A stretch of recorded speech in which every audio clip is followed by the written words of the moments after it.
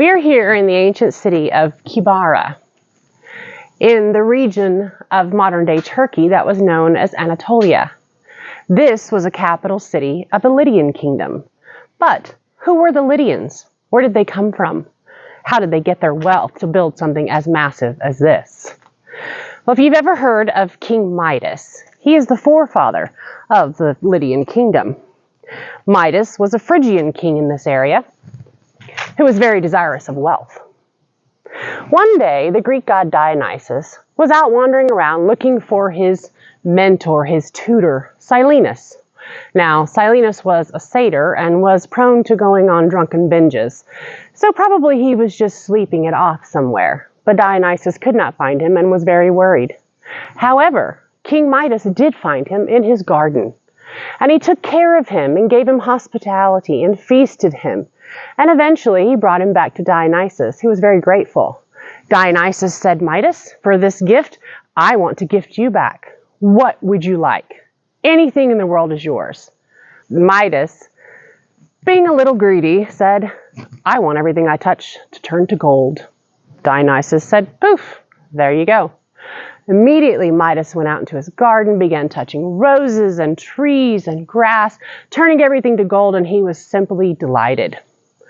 But eventually he got a little hungry, and he called for lunch to be served. He sat down at his table, and when he touched his food, it turned to gold. According to some myths, when he touched his daughter, she turned to gold, and he realized that this actually was not a gift, but a curse. So he prayed and he begged to Dionysus, "Please, please, take back this gift. I don't want it anymore." Dionysus finally relented when he thought the king had learned his lesson. He said, "Okay, go down to the river Croesus, and everything that you have touched will turn back into its normal state." Midas did this. He stuck his hands in the water, and all the sands of the river turned to gold dust. Thus, this region was literally flowing with gold. The Greek historian Herodotus does not speak very well of the Lydians. However, he's probably a little biased because the Lydian kingdom had become powerful enough to begin taking over the Greek colonies in Ionia. He does admit that their culture was pretty much like the Greeks, with one major crime. He says that they prostituted their daughters until they could earn enough dowry to be married. He also tells us about the last king of Lydia, Croesus. Now, Croesus was a very wealthy man. All the gold that flowed into this area from King Midas came into the king's coffers. This area was very rich in trade, spoke 4 languages, and minted its own coins. Croesus thought, "Hey, who could be happier than me?" Then he heard about King Cyrus of Persia and the burgeoning Persian Empire. And he decided that, hey, I'd like to add that empire to mine. But just to be sure, I think I will send to the Oracle of Delphi in Greece and ask, is it a good idea?